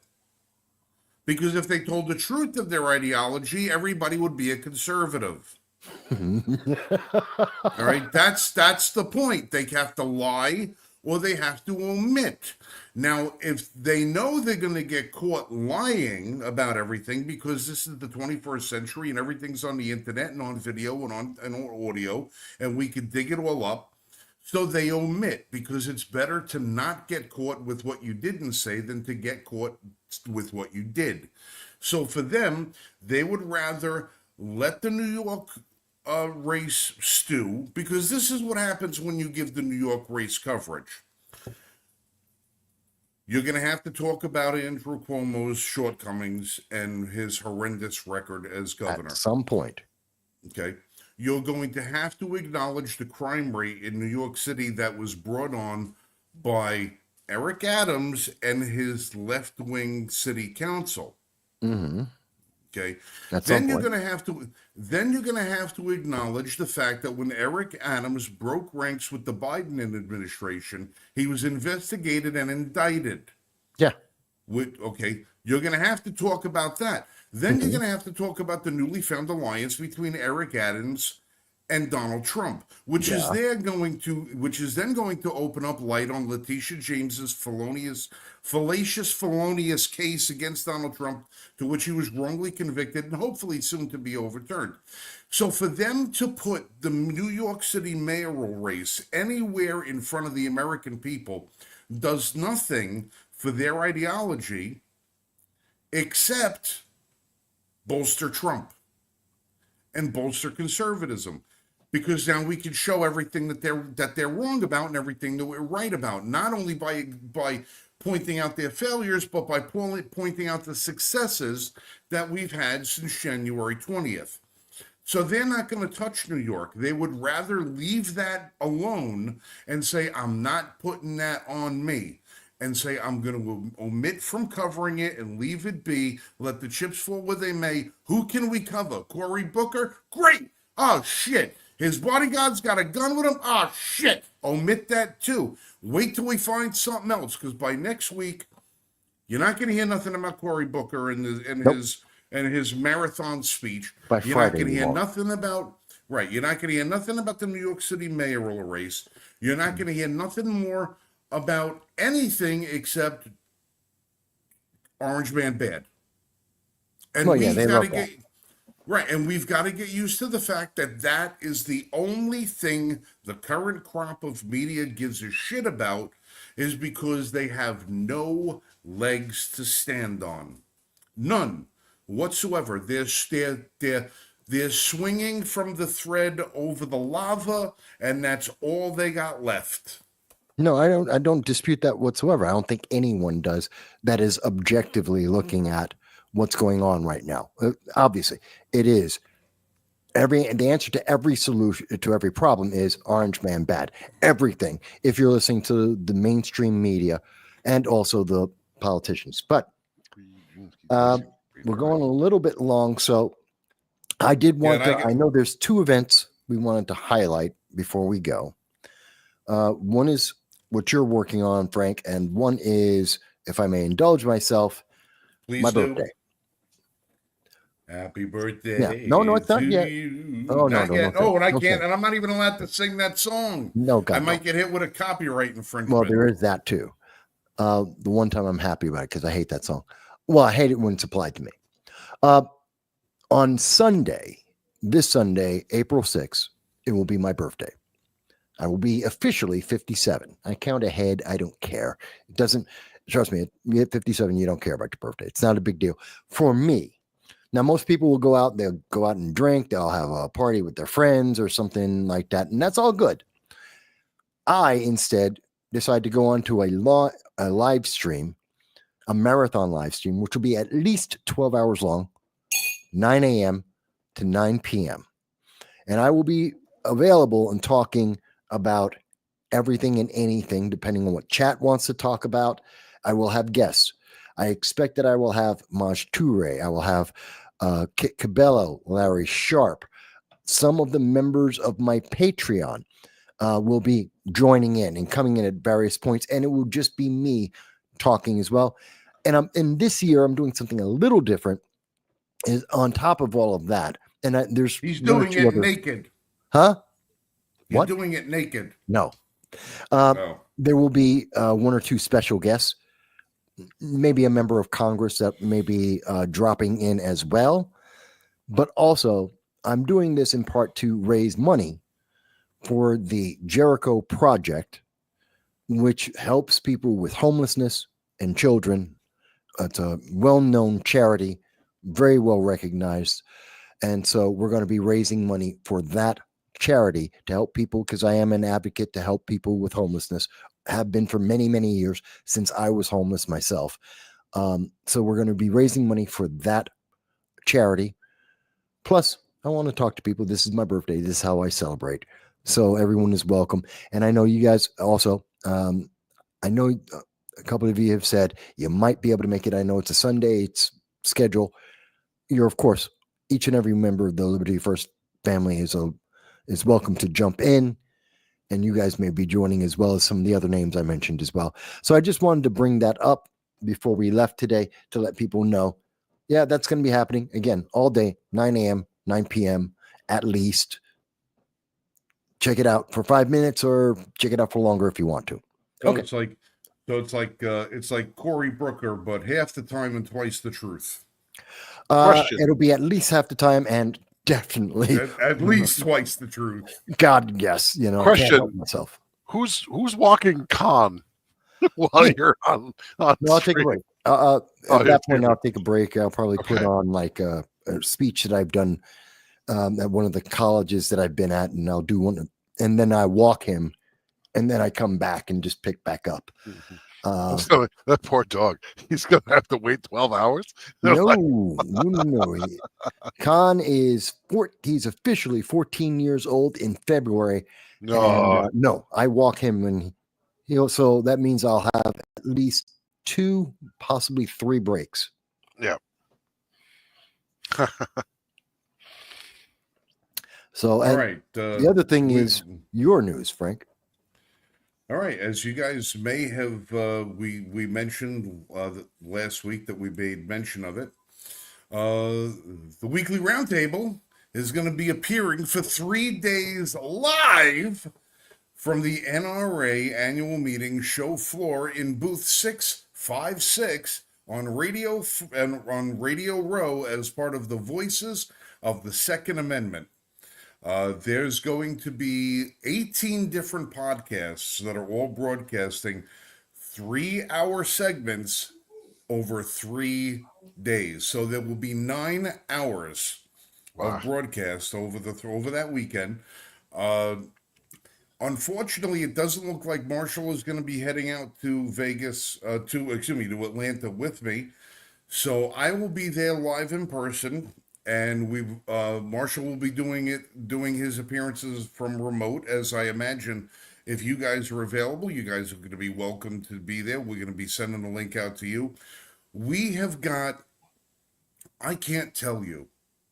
I'm legally not allowed to tell you right now who we have as guests. But they're big. Okay. But they're Yeah, big. we've got some very, very, very heavy hitters coming into the show. They're going to be joining us for various segments. Now, each show is going to be 3 hours long. Is one of them you don't have to answer this, but I want one of them to be Mike Johnson, so I can look him right in the camera and I can tell him you suck. I don't know. I don't know. I haven't gotten my full. What it is there's a pool of guests that the NRA has assembled that they want to put on all the various podcasts, and what they wanted to do, our friend Amanda Suffolcool, who's an NRA board member, she was instructed by NRA to put this little program together, and she said, I need you to find unique voices in the Second Amendment, and we would like to have them come down. And according to her, she said, I can think of no one with a more unique voice than you, meaning me, because we talk a bit.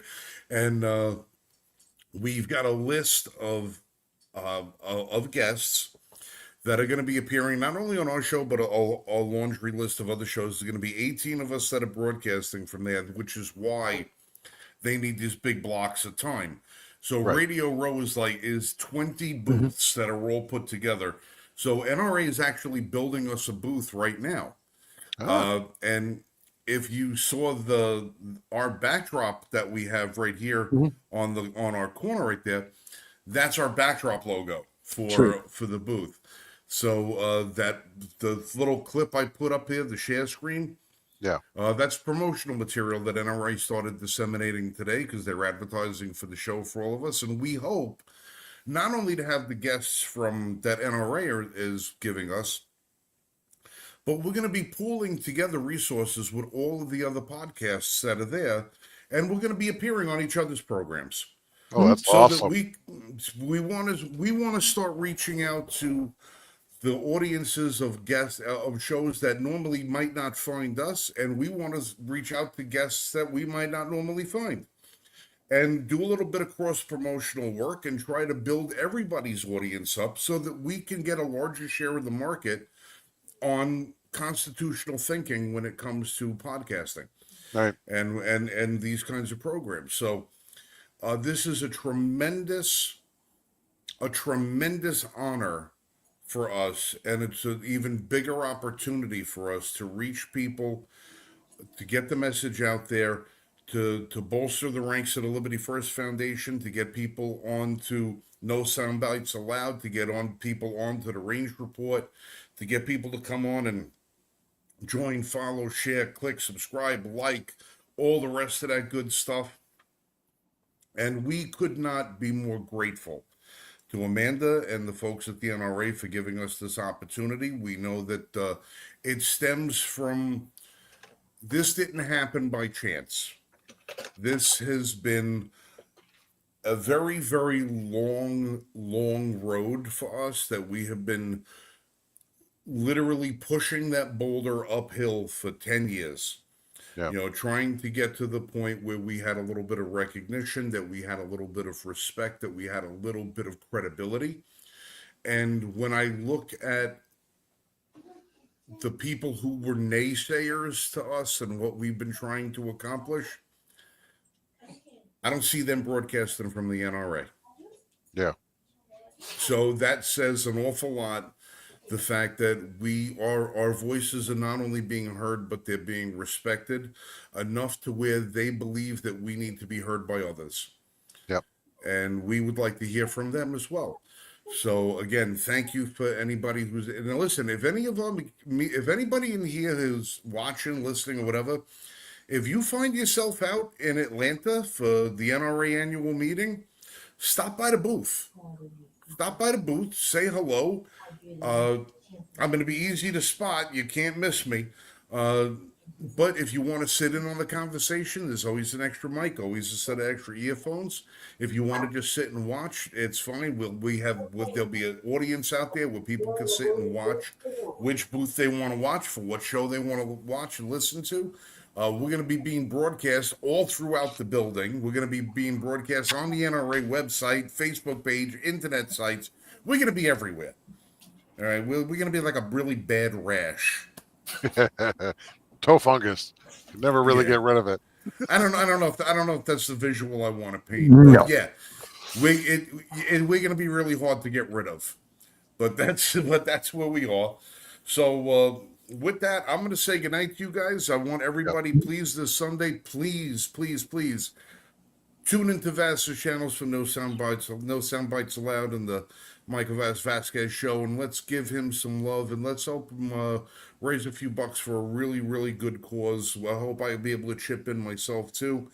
Mike does a lot of good work that you'll never ever know about because he doesn't toot his own horn. I think he sold his horn long ago.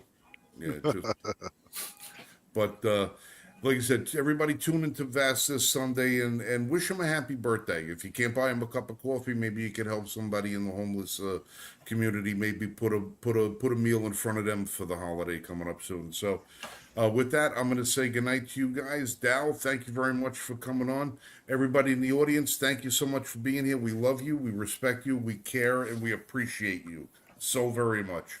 Absolutely. Vass, have a great night. I'll do the sign out. You guys be safe and shoot straight.